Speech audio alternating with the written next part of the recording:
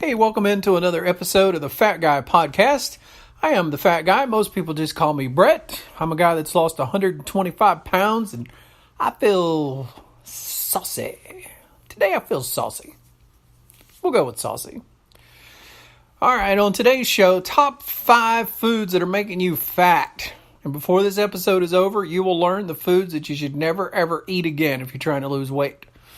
I've helped hundreds of people lose weight and get healthier. It's my passion in life.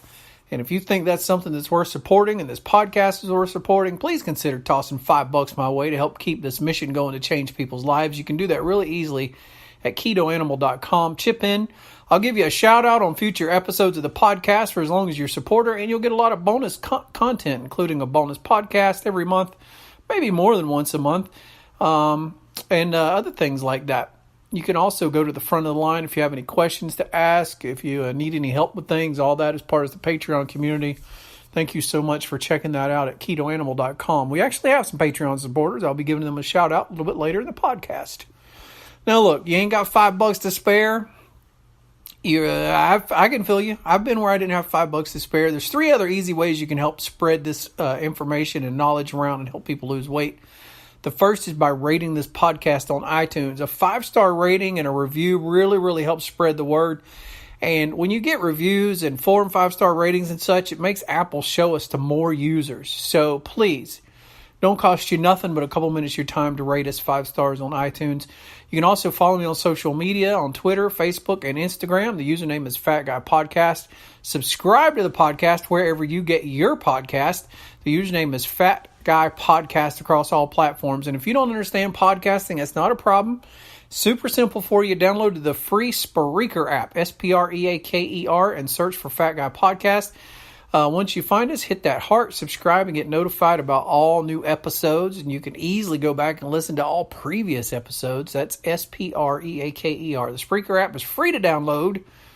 Plus, it hosts thousands of other shows besides mine. Who knows what you'll find on there that you'll like. The third way you can help me is share this episode on social media. You never know whose life you're going to change just by hitting that share button. That's how I found keto. That's what got me on the path to losing 125 pounds. And so really, you could be doing some friends, family, coworkers, whoever follows you on social media, a big favor by hitting the share button. A quick disclaimer before we get into the thick of things. I'm not a doctor and I have no medical training. Anything you hear in this podcast is my opinion and my personal experience only, based on my years of research and applying it to my own health. Nothing I say is meant to be specific diet or weight loss advice for you. It's simply my opinions and my personal experiences. Before you begin any diet change or weight loss program, you should definitely consult with a doctor. So we're going to run through 5 foods that you should never eat again if you're wanting to lose weight. And when I say never, I really mean never. It's interesting. A friend of mine, I'm not exactly where she's at in her food journey. I know she's given keto a try. I know she's given low carb a try and done some other things. But I'm pretty sure her only goal was to just cut, recently was to just cut sodas out. And she messaged me earlier today actually, with a text that said it's been a month since she cut sodas out and she lost 11 pounds. I mean, that's the power of what drinking liquid calories does for you. Look, there's 2 or 3 of these that are pretty close to being tied, but soda, I think, is by far number 1 because people drink it all day. Like the other bad things, people usually just eat them at a meal. But sodas, man, or in the South, Coke, which is a generic term for all beverages, sweetened beverages. And sweet tea falls in there too, by the way. It's Cokes and sweet tea. You're drinking calories. Like you're drinking, it's not just that you're drinking calories, you're drinking sugar. Like you're injecting sugar right directly into the bloodstream. And it just wreaks havoc on your metabolic system. If you're overweight, 9 chances out of 10, you already have metabolic syndrome. You know, you're insulin resistant. If you haven't been diagnosed as pre-diabetic or type 2 diabetic, you will be at some point in time in the future. It could be next year or 5 years down the road, but it's coming. And so the last thing you want to be doing is injecting glucose directly into your bloodstream. But that's what soda does. Look, there's no barrier. There's nothing that has to break down. It goes in. It gets absorbed. It's a very quick transaction happens and bam, all that is circulating through your blood.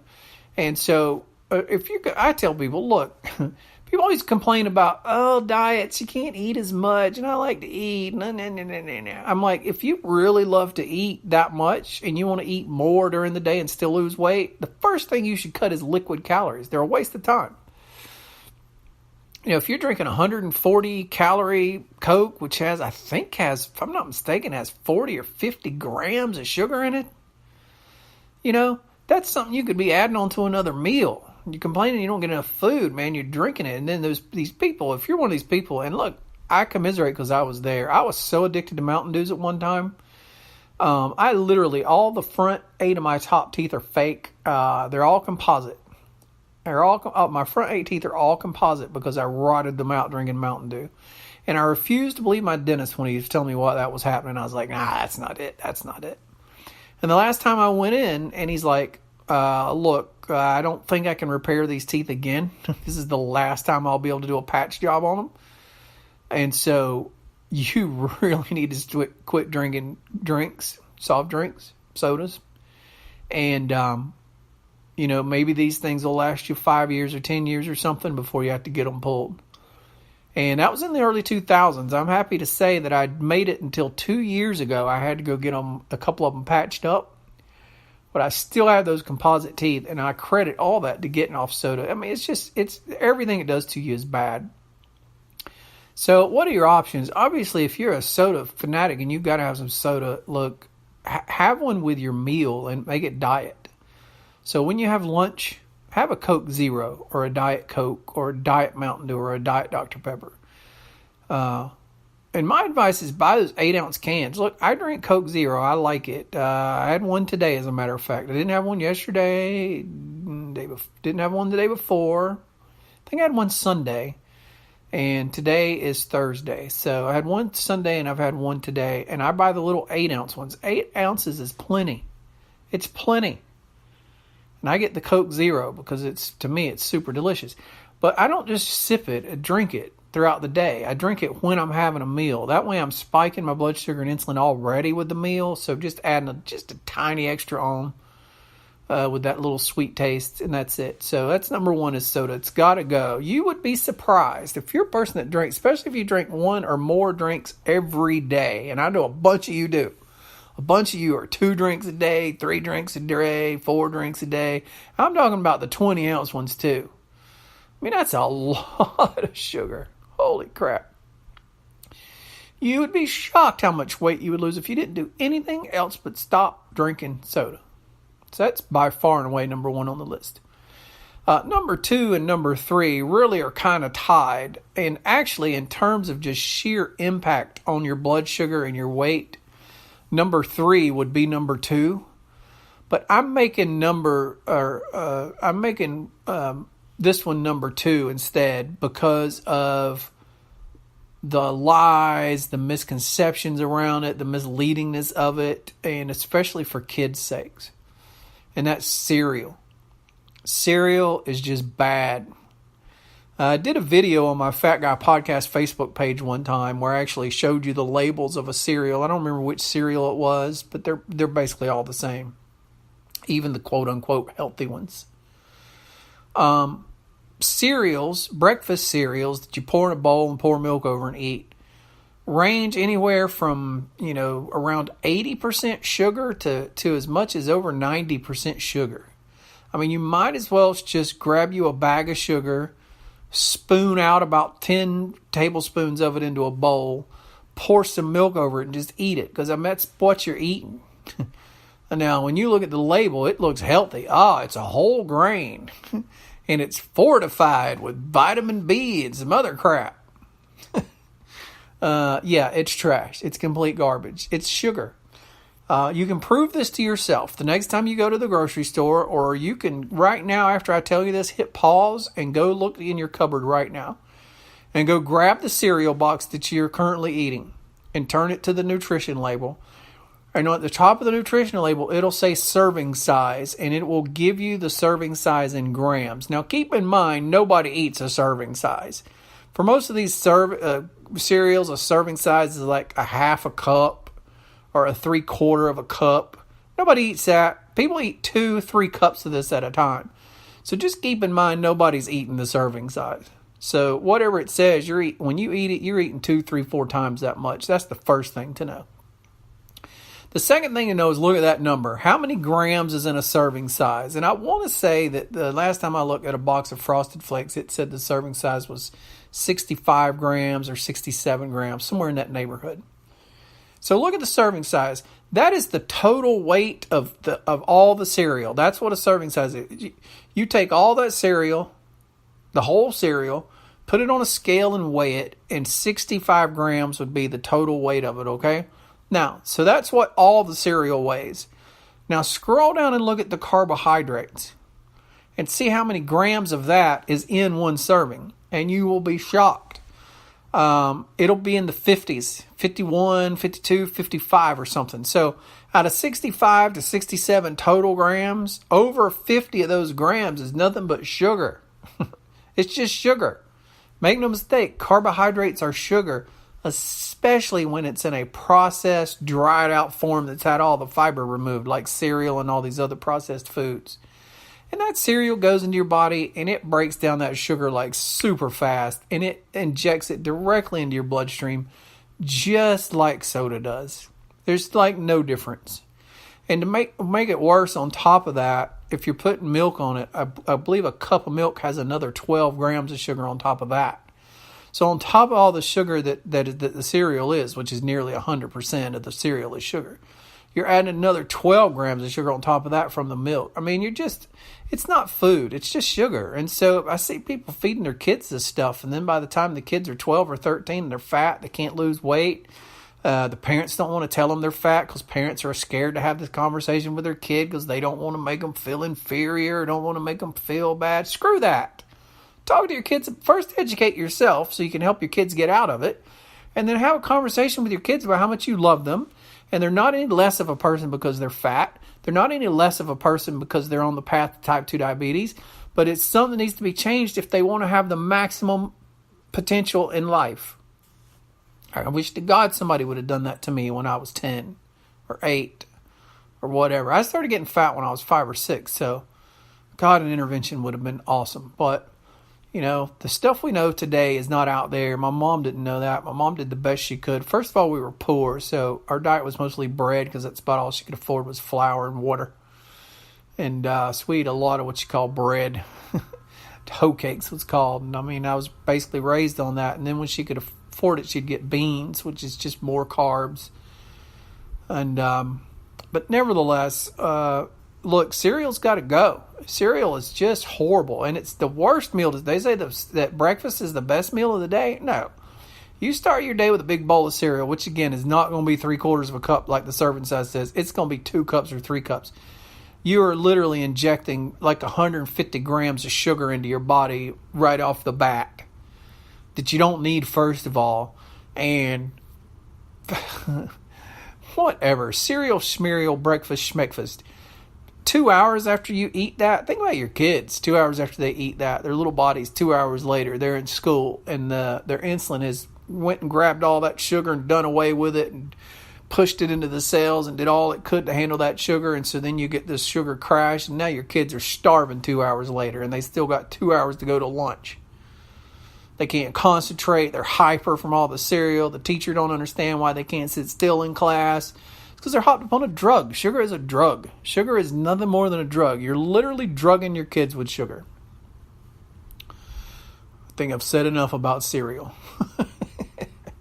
So as bad as sugar is, there's something called the glycemic index. And this is how much of a spike in the response is caused from your body and your blood sugar by eating something. And you would think sugar, which is just pure sugar, would be at the top of the list. But there's actually something higher than sugar, and it's bread. Bread. When you eat bread, it breaks down into these simple sugars that flood your bloodstream, and it has a higher glycemic index. In other words, it impacts your blood sugar even more than just eating straight sugar out of a bowl with a spoon. You know, I find that this is the one people balk at the most. I gotta have bread, but you honestly don't, and it's a mental thing. You never knew you liked bread till your parents fed it to you the first 10 years of your life. Had they not done that, you wouldn't have cared anything about bread. And just like you can be taught to love something, you can be taught to unlove it. And I promise you, if you'll stop eating bread 2 to 3 months down the road, you won't care nothing about bread. And things that you thought you couldn't live without with bread will suddenly become better. And I'm going to give you 2 examples. These are my 2 favorite examples. The idea of a bunless cheeseburger to me was the stupidest thing ever. But when I went keto, that's it. Can't have the bun, right? I got to tell you, I noticed it rather immediately, but especially, several weeks into it, how much more flavorful my burgers were now.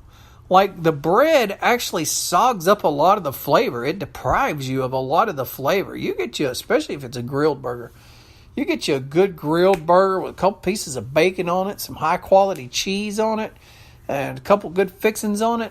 And you eat that thing with a fork out of the plate, you get the most flavor. It is so flavorful. And you can make a burger out of the exact same ingredients and slap it on a bun and eat it. And you lose like 30% of the flavor, if not more. It's crazy. So I mean, I don't miss that on a burger at all. And my second example would be pizza. Pizza is not only one of my favorite foods, it's everybody's favorite food. Or a lot of people. I know a few people that don't like it. I have a best friend that hates red sauce, so she despises pizza, but she's weird. If she's listening, she's probably texting me right now. But pizza. You can take a pizza with whatever toppings you like. I like the cheese and the pepperoni. I like the mushrooms especially. I like some good sausage on there. The Meats pizza is a really good pizza. I'm not super crazy about Canadian bacon, but I'll even eat that on there. But you can take that pizza and just scrape the toppings off of the bread. Scrape the crust so there's no crust. Just scrape the toppings off into a bowl and get you a fork or a spoon and eat it out of a bowl. It is so delicious. It's all the good part of the pizza. Everything that you love about the pizza is in that bowl. And you'll realize, crap, the bread, all that the bread was adding to it was something to support the toppings. I just used the bread as something to support the toppings, and I don't need that. I have a spoon to do that with or a fork to do that with. And it's so good. It tastes just like you're eating pizza. It'll be weird the first few times, but after several times of doing it, you'll be like, crap, it's all been a big lie. We didn't need crust. We didn't need bread. So bread is the third one that's got to go. Number 4 on the list, and again, I'm going to talk about kids on this, but it applies to everybody. One of the biggest lies of the food industry, and the government has adopted it. The government has said that you can fulfill your daily requirements of a certain food by doing this, and it's drinking fruit juice. If you go to the government's dietary website, they'll say, 1 glass of orange juice is like 2 servings of fruit. No, it's not. It's a glass of sugar. It's just sugar. It has more sugar than Coke. You'd be better off getting a Coke and drinking it and taking a multivitamin than drinking a glass of juice. Everything that's good in the juice is gone, or in the fruit is gone. Let's just take orange juice, for example. Everything that's good about orange juice is gone. I don't know if you've ever watched the documentary on how they make orange juice, but it's quite remarkable. First of all, they get it and then they juice it, right? And so you lose all the fiber, all the pulp, all the nutrients, all that good stuff that was in that orange now is gone and you're left with a liquid. Then they take that liquid and they run it through some kind of machine and they strain it. So it's really pure, right? So you have pure orange juice that's been strained of everything to make sure there's no pulp or anything in it like that. Then they have to pasteurize it. So when they pasteurize it, most of the vitamins and minerals that are left in it get zapped out anyway because they're pasteurizing it. Then, so they can store it in these big tanks that they store it in for months and months and months, because the orange harvest only happens certain times a year. So once you get it, you got to be able to store it. To help them store it, one of the things they do is they strip all the coloring, all the flavoring and everything out of it. So all you're basically left with is sweet water. That's basically what you're left with in these tanks is sweetened water. And you're like, well, crap, how does it taste? And if you ever notice this, have you ever noticed how Simply Orange, see, Simply Orange was my favorite. When I drink orange juice, Simply Orange was the best to me. It tastes just like eating an orange to me. But Simply Orange, people love it, and they don't want another kind. Some people like Tropicana. They don't want another kind. Some people like Florida's Best, and they don't want another kind. Have you ever wondered why all the orange juices taste so different? How is that possible? Well, it's possible because the orange juice flavor is something they create in a lab and they patent it. So they've stripped it down and it's sitting in these big vats or these big tanks. And now when it comes time to sell it, they shoot it back out through there and it goes into this big mixer and they inject their own flavoring that they've created in a lab, their own orange juice, quote unquote orange juice flavor that they created like mad scientists. And they inject it into that sweetened water. Mix it up, put it in jugs, and it comes to you, and it tastes like orange juice, and you think you're eating juice that was squeezed out of an orange, and it's not. It's not nothing like that, and it has more sugar per volume than a Coke. Look, you worried about getting vitamins? You think you're getting vitamins from orange juice? You ain't getting squat from orange juice. Take a multivitamin, and you'll be way better off. It's just ridiculous, and it's bad enough they market it to adults, but now it's kids, man. Oh, you got to make sure your kids get their servings of fruits and vegetables. Well, first of all, when did fruits move to the front of the line? Why is it fruits and vegetables? Because it sounds better than vegetables and fruit? Because you don't need fruit. Fruit is a treat. Fruit is something to be eaten occasionally if you're metabolically healthy. If you're like me and you're fat as the day is long and you're not metabolically healthy and you have insulin resistance, or you've been diagnosed pre-diabetic, or you're type 2 diabetic, or you have a gut the size of a barn, you don't need any fruit at all. You're past being able to eat fruit. You have ruined that for you. If you're younger and you haven't ruined your metabolism and you're still metabolically healthy, you can occasionally have some fruit as a snack. And yeah, it will have some nutrients in it. But nutrients, if you want those kind of nutrients, you get them from a vegetable. You get them from green vegetables that aren't loaded up with sugar. And what small amounts of carbs they do have in them is all wrapped up in fiber. It's slowly dripped into the bloodstream and you don't get a glycemic response and insulin spikes, okay? Fruit juice has got to go. It's evil. There's nothing good about fruit juice. Nothing other than its taste. So the first 4 on the list of foods you should never eat if you're trying to lose weight have been, pretty specific foods, right? To recap, number 1 was soda. That's any kind of soft drink. It's really any sweetened beverage. You don't want to be drinking sugar. You don't want to be drinking calories. You want your energy to come from food. Number 1 is soda. Number 2 is cereal. All these breakfast cereals are out, even the quote-unquote healthy ones. Number 3 is bread. Number 4 is fruit juice. Number 5 is a more generic category. Okay? Number 5 is snacks. And I'm not going to name a specific snack because although most snacks people eat are not good for you, the worst part about snacks is that because of the frequency of when you're eating. So let's say you're a normal person, you get up in the morning and you have some kind of breakfast. Okay, at somewhere between 6 and 8 in the morning, depending on what your schedule is. You have breakfast, okay? Then you start your day, and around 9 or 10 in the morning, depending on when you started your day, it's time for a snack. If you're at work, you might have it in your snack drawer. If you're at home, it might be in the cupboard or the fridge. And you have a snack. You need a snack to get you over to lunch. Well, that's twice you've eaten. That's twice you've spiked your insulin already, and it ain't even noon yet. Then you get to noon. Of course, you got to have lunch, right? Because the snack is worn off, and you got to have lunch. And so lunch gets you over to whatever, 2 o'clock, 2:30, maybe 3 into the afternoon, and then, oh, crap. I'm hungry again. I got to have another snack. So then you eat again, and by 3 o'clock in the afternoon, you've already spiked your insulin 4 times, and it ain't even 3 o'clock yet. This gets you by till dinner, and whether dinner is you stopping at a fast food place on the way home, or your spouse has dinner waiting when you get home, or you have to cook when you get home, whichever the case may be. You get home, you have dinner, bam, you've spiked your insulin 5 times today, and it's only 6 o'clock. Well, I mean, that's not good enough because if you eat at 6, at around 8, you're going to be hungry again. Why? Because you spiked your insulin at 6. That's why. Your body's finally handled it. Your blood sugar started dropping now, and your blood sugar's bottomed out. And now you're hungry again. For the 6th time today, I better have a snack.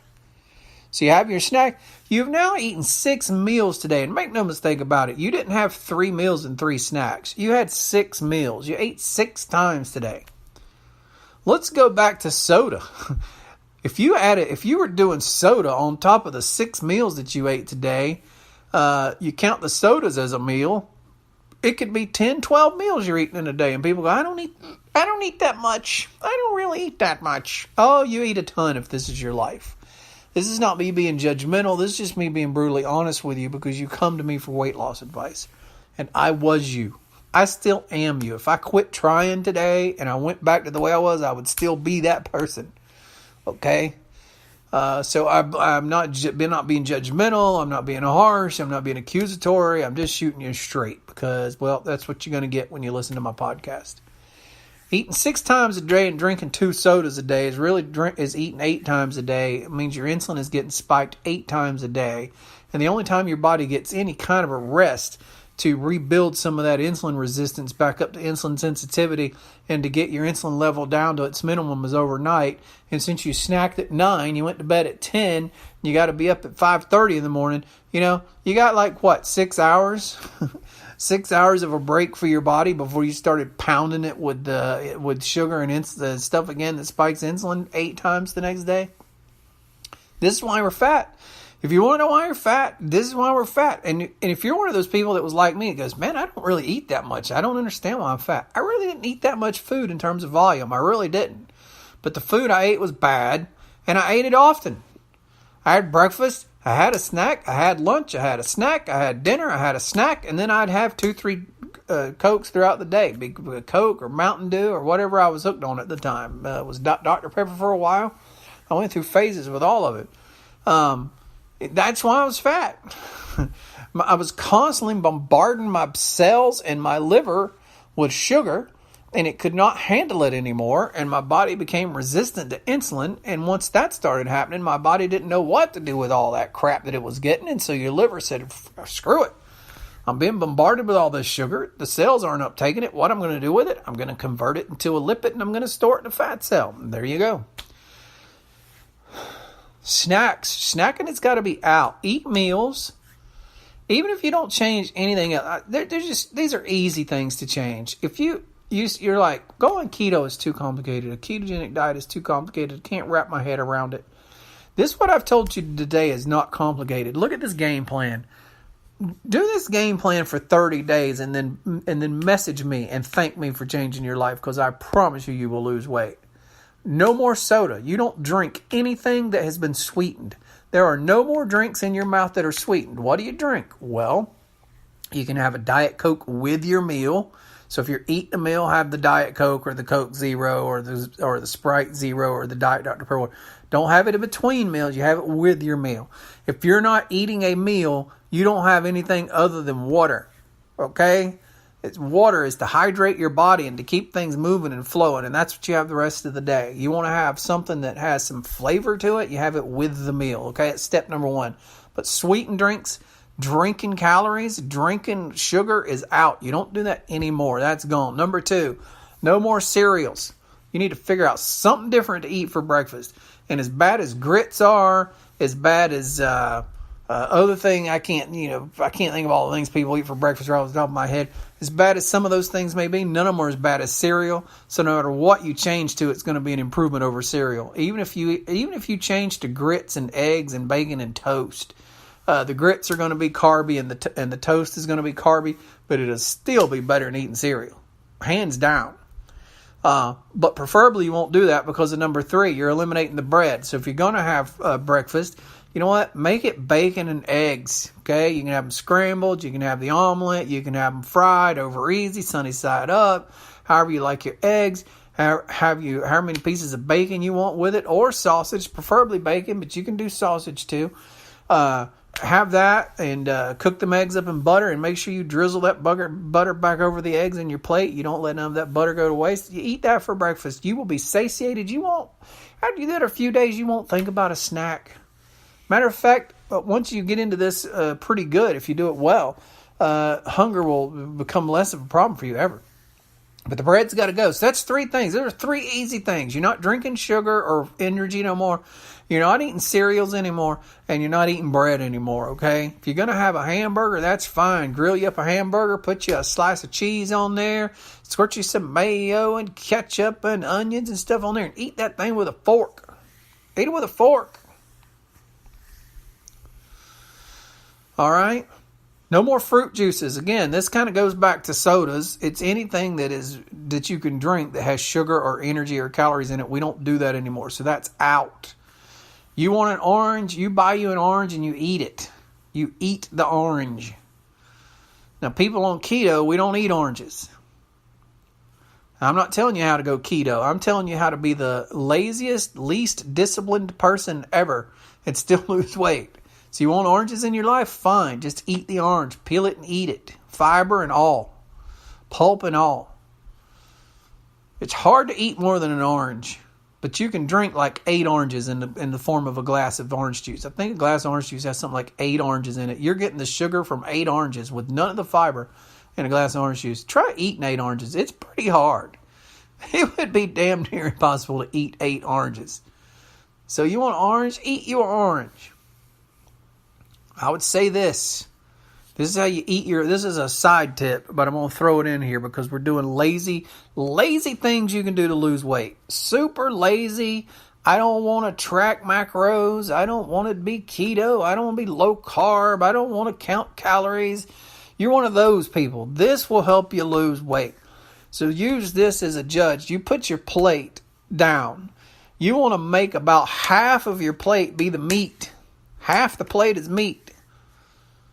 So whether that's a piece of steak or whether it's a piece of hamburger or whether it's chicken, you got the chicken breast with the chicken wing and you got maybe even a leg on there or whatever. It takes up half your plate is the meat. The other half of your plate is a vegetable. And I don't mean a potato. I'm not going to tell you can't eat potatoes because I'm not telling you how to be keto. Of course, if you are keto, you take this advice, it'll help you. But if you're super lazy and you don't want to be keto, but you want to lose weight, fine. Have you some baked potato. Make it a small baked potato. Make it a half of a baked potato. And in addition to that, why don't you have you a good salad with a low sugar salad dressing. A high fat, low sugar like some ranches, but look at the label. Blue cheese is a good one. Or just do oil and vinegar, olive oil and vinegar on your salad. This type thing. No croutons in the salad. Just make it, lettuce and so whatever, mushrooms, maybe a tomato or 2 in there, whatever. Or, whatever kind of a green type of vegetable. If you're having the steak and you want a potato, fine, whatever, do half a potato or do a really small potato. And the rest of your plate, make broccoli with butter. Steamed broccoli with butter. Something good, something nutritious, something to fill you up, something to be good for you. And so you eat it in order, okay? We've got your plate laid out. Over on the side, you got your orange or whatever. You wanted a strawberry or you wanted, I don't know what kind of fruit you were wanting to eat, whatever it was. You got it sitting to the side. You eat in this order. You eat the meat first. You eat the meat first and eat all the meat. When you're done from the meat, then move to the broccoli or the greens or the salad. And you eat all that. You eat all the green stuff next. Eat it all. Then you can move to the potato. You've eaten everything else. Now move to the potato and start eating the potato. For most people, you're going to be pretty full at this point, and you're going to start making a decision. God, do I want to eat all this potato because I won't leave room for the orange, or what do I do here? And you're going to make a decision. You may eat all the potato and figure out you're just too stuffed for the orange. Or you may quit eating the potato halfway through and go, I got to stop because I want to save room for that orange. If you eat food in that order, you'll be surprised how much weight you'll lose. Take half your plate meat. The other half needs to be mostly green type vegetables, above the ground green vegetables. I'm not telling you can't eat potatoes. I'm not telling you can't eat carrots, but I'm just saying make most of that other half of the plate be a green vegetable. And then if you want a carrot or you want some potatoes, make it a small part. But eat in order. Meat first, green stuff next. Then if you have a carby vegetable, starchy vegetable, that next. And then very last, whatever it is you got on the side of your plate, whether it be fruit or whether it be a piece of chocolate cake or whatever. Hopefully it'll be some stuff you won't care that much about that stuff at that point. And then the last thing on the list is snacks. Stop eating them. You only eat when it's mealtime. You're not 5 years old. You're not a victim to mega food companies advertising on TV that they've been pounding in your brain your whole life that you need 3 meals and 3 snacks a day. You definitely don't need 3 meals a day, and you don't need 3 snacks a day. That's complete BS. You don't need that. Breakfast is the worst meal of the day. The best thing you could ever do for yourself is to stop eating breakfast. I'm not telling you to stop eating. That's not part of this lazy advice I'm giving you.